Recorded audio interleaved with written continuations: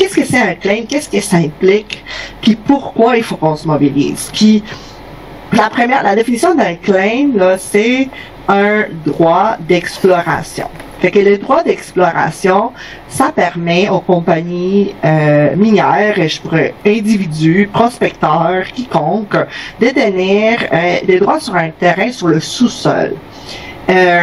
On a au Québec un système minier qui date du 19e siècle, de plus de 150 ans, qui permet encore de claimer le territoire d'une facilité énorme. Là. Les gens, en ce moment, n'importe qui peut acheter un droit d'explorer, puis parce que on veut surtout parler de l'exploration minière.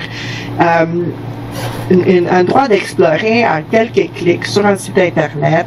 Il y a une présentation aussi qui m'a été faite par les groupes, en gros de la coalition Québec Meilleure Mine, qui montrait comment en 30 minutes, n'importe qui peut se rendre sur le site web du ministère des Ressources naturelles, choisir un territoire, cliquer, payer 75 à 90 $, tout dépendant du coût du claim, là, parce qu'il varie selon l'étendue la limite du claim, bref, et avoir un droit comme ça d'explorer le territoire. Et ça, c'est extrêmement choquant déjà à la méthode, mais ce qui est encore plus choquant, je m'en souviens quand on nous l'avait montré dans la carte, c'est la vitesse dans laquelle l'achat de ces claims-là s'est fait dans les dernières années. Puis je veux quand même commencer avec ces statistiques-là, qui m'ont été données par les collègues.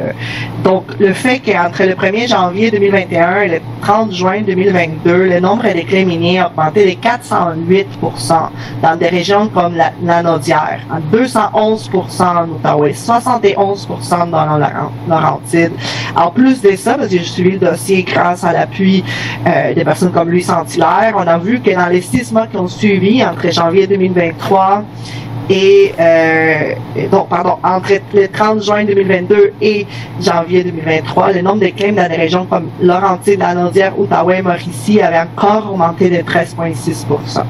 Donc là, on est devant un boom minier, même si la ministre ne veut pas le reconnaître, on est devant un boom minier parce que l'étape qui précède l'exploitation minière, donc dans l'exploration minière, on est en train d'avoir une augmentation de ces claims-là. Et qui achète ces claims-là? Qui peut acheter?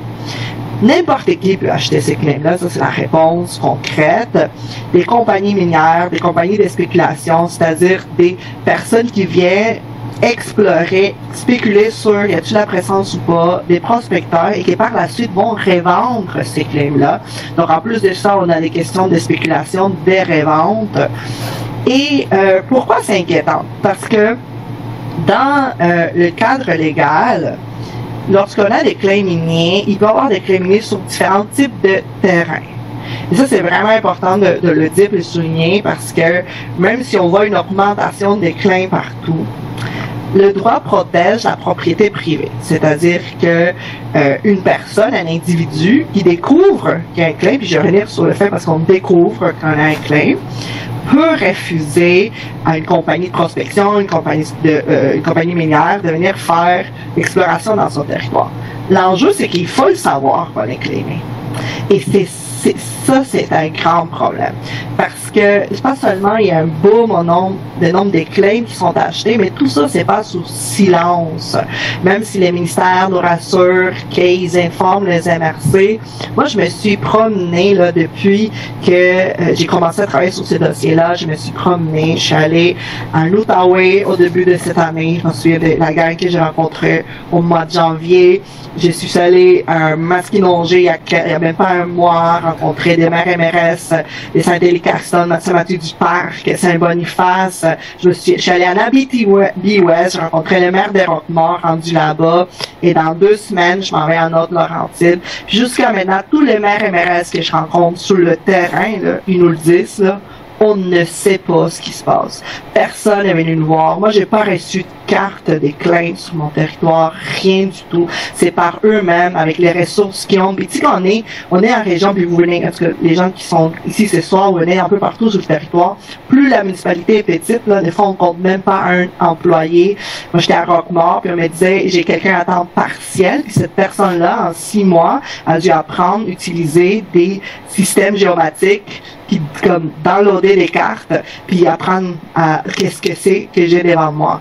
Donc, les municipalités, quand on dit qu'elles sont démunies, c'est même au début du processus, manque d'informations, puis manque de ressources pour comprendre qu'est-ce qui se passe sur le territoire. On le voit en rencontrant les élus. Après, une autre inquiétude, puis je sais que les collègues vont pouvoir aller plus loin là-dessus, c'est les impacts, l'exploration. L'exploration minière n'est pas sans impact.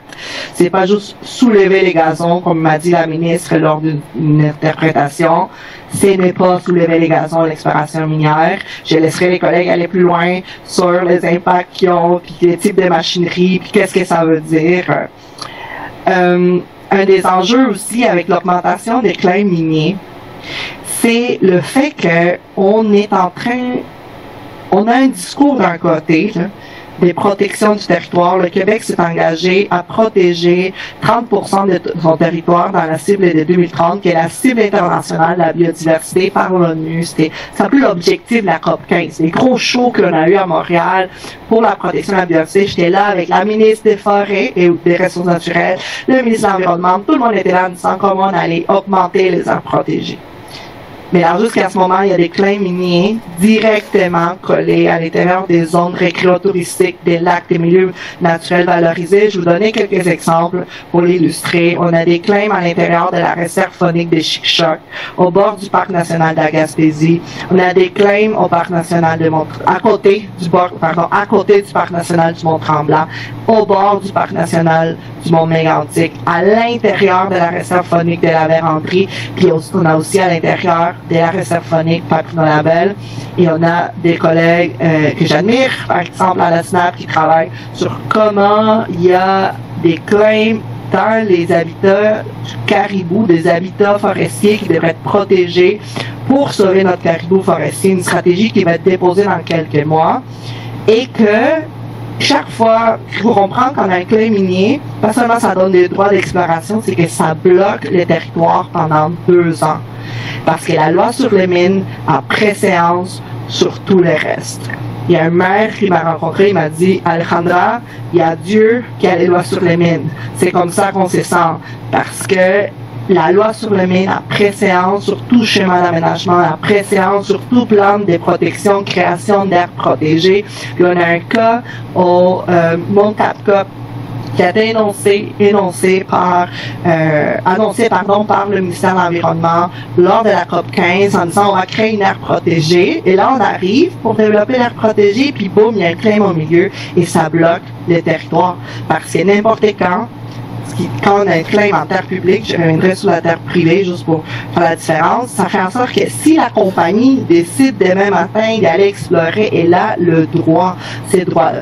Je posais cette question-là en crédit, puis la ministre me l'a dit clairement, on est dans un état des droits, et quand on achète un claim, ça donne des droits d'exploration.